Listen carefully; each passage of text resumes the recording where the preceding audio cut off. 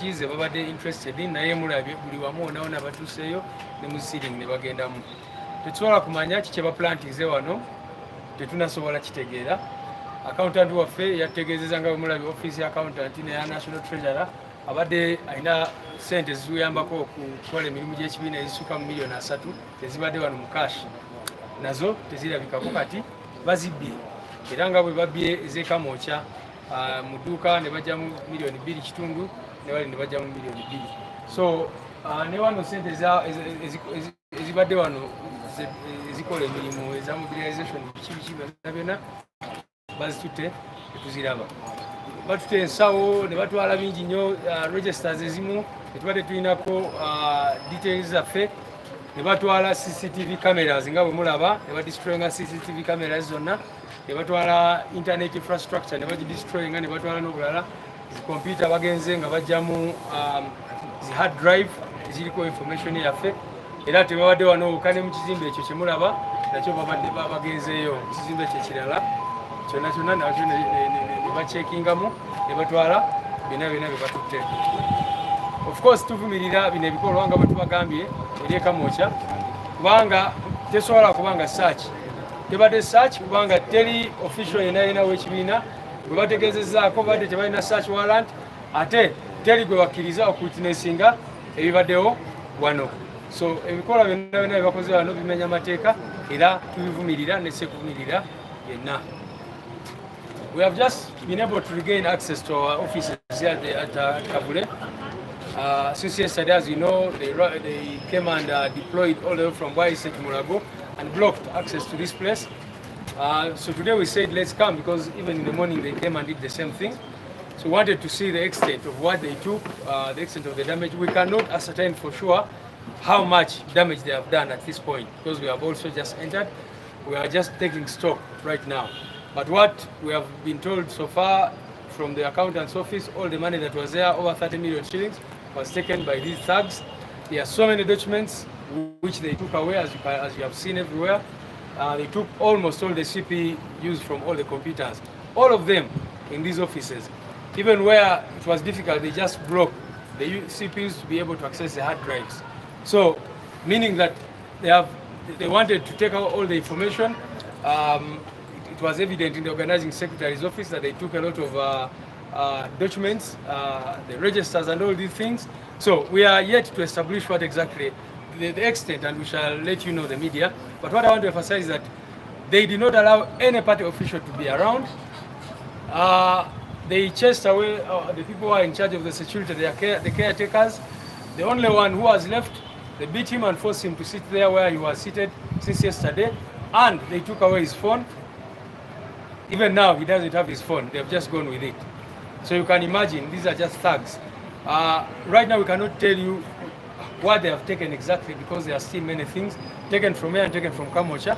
We are going to take stock and tell you, but we condemn this in the strongest terms possible. This was not a search, to emphasize, because when you come to such premises, you must have a search warrant, and you must make sure that the owner of the premises is around. You must involve the local authorities to ensure that they are there to witness everything that has been taken. We are very concerned at this point, because like I said, the neighbors told us that they even saw some foreigners in here when these thugs were around. So we are very concerned that they might have planted some things in our offices. We don't know yet what technology they used or whatever, but let's wait and see, because if they wanted to do a search, only a search, we should have been around. We've been emphasizing that we are not criminals, and there is nothing criminal in this place. You remember how they planted guns in Arua? You know what? Some of our comrades actually who are at Chitalia, who were on the Magara Umar case. You remember what happened even to Magara himself? They planted, some things in his house and claimed he was making bombs and all that. And some of our comrades who are still stuck at Luzira, Chitalia and other places, those are the same things they've been doing. So we are yet to establish the extent of damage, but to condemn these actions in the strongest terms possible.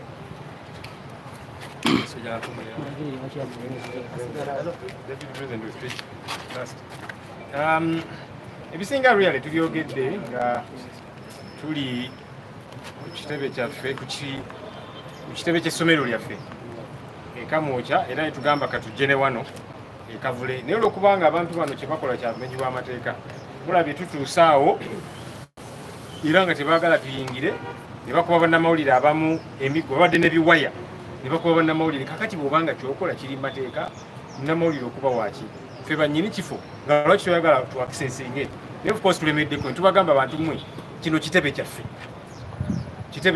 fawe kivunaanyizibwako era twagala kuyingira biki bye mukola ne bamala ne bafuluma bangi babadde mu ngoye ezaleeya n'abalala babaddewo tetumanyi biki babadde bakola wano baplantinga oba bateeka mu bya spying oba biki of course ne baba nti bateekawo ebintu ebyokubega tebalina kye babega wano tewali kya bumenyi w'amateeka kyetukola wano buli kyetukola wano kya politics era nga gavumenti twagala kugikyusa mu mateeka naye tukyagezaako kutegeera oba byabulabe ki ebirala bye bataddewo tujja kubinoonyerezaako tubategeeze naye kino kitwongera buvumu kiba kiraga nti kyetuliko kyekituufu otherwise baali badde tebatukolako lino fujjo naye olwokubanga tubadde nabo as we most of really what we had to say we did say at the School of Leadership at Kamoja, but as I told you we insisted we were going to come here at Kavule and see what's happening. We got here, the military was still clearly in this place. They did not want us to access. We said, look, these are our party headquarters. We are the owners of this place. We want to access. Why do you want to deny us access? And as you could see, they using some cables and so on, they beat up some journalists.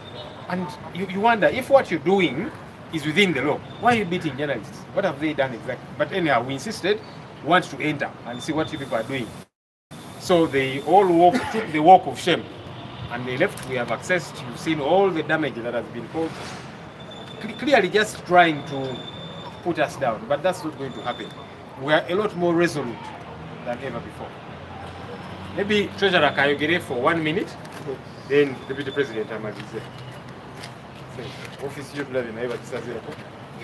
thank you very much. The extent of damage has been extensively covered, but only to confirm that this is part of the bigger scheme by the regime to disable and cripple the National Unity Platform and the bigger struggle generally.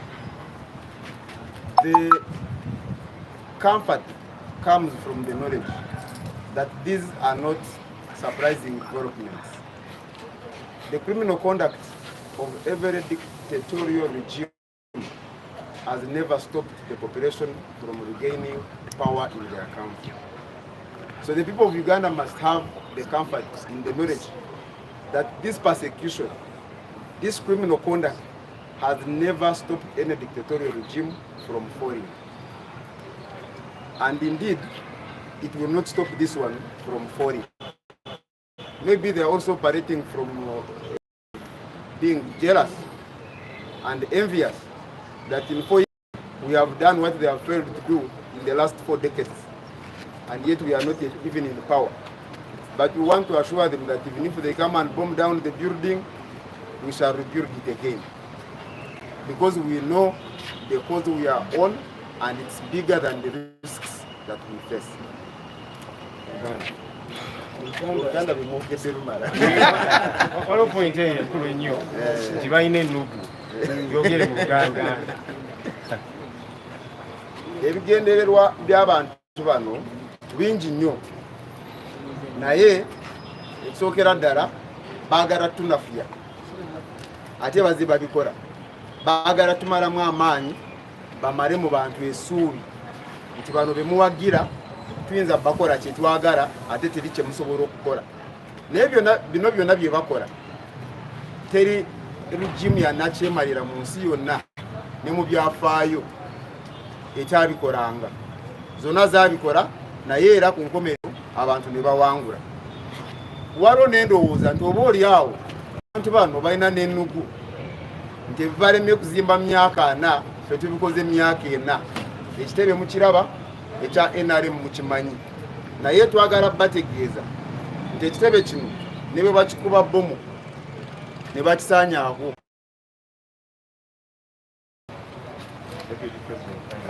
One, I think the treasurer doesn't know the difference between 4 and 40 is a 0. So when they compare themselves, the 4 is common, but they have 0 the other side. And that's the difference. That 40, you compare it with 4, you add a 0. So for them, they have 0 and you have a 4, and therefore they think they are zeros. But generally, you look at the spirit. Bwetuyita omwoyo n'ogamba bano abantu abakoze bino bantu ki, bakulirawa, babakuza batya, kyekibaleetera okukola bino. Kyomatira kimu kyokka nti be bantu nga bwe nayogedde aliya abamativu ti ensi yabakoowa, n'olwekyo bo balowooza nti banakola bino epate ng'abasinza ogissaamu omutima n'omwoyo be baana abato abalina obudde obungi ennyo mu Uganda, balowooza nti bajja kutta omwoyo gwabwe. Ne mu buli struggle, Mandela akyogera, Martin Luther King akyogera, Gandhi akyogera, the indomitable will to succeed. Omwoyo ogumaliridde ogutadda maki mabega, tegulemwangako kufuna kikola ki kyegwagala. N'olwekyo ebibadde wano byonna nga treasurer bagambye, kibeere ekizaamu amaanyi buli omu waali nti bebango tumaze okugifumbiikiriza era esigaza kwerwanako nga nkadde otegera ku luzzi. Nze ndowooza ayinayo enkoko ye nga tutuusizza wano mu 7 kati ng'ekibiina kya myaka ena n'ekitundu kyekyakabeerawo nekikola bino bekikoze nga bino byalina okukola. Ndowooza buli omu addemu amaanyi gyali tunatera okutuuka kululinya ku ki olufeete. N'olwekyo this is the moment that should inspire other than cause a loss of faith and heart. And we must take heart from the fact, as the treasurer said, that dictators, this is the common script. Everywhere it's written all over. It's the same. And actually we are working, trading on the same path which other dictators have done, and therefore President Yoweri Museveni and his dictatorship and his leadership and his military is coming to this low end, and they are going to end badly. So let us not be intimidated, let us move forward. As I stood here one day, I said, here we come. And we are going to be with them for a long haul. And I think our people out there, we have never been closer and near to victory than we are today. Because this is clear cowardice and an admission that they've lost it. So let us stand up, dust ourselves up. Whatever the damage they do, every time they put us down, we must have the capacity and the capability to stand up and raise again and move forward. Victory is just the other corner. Okay.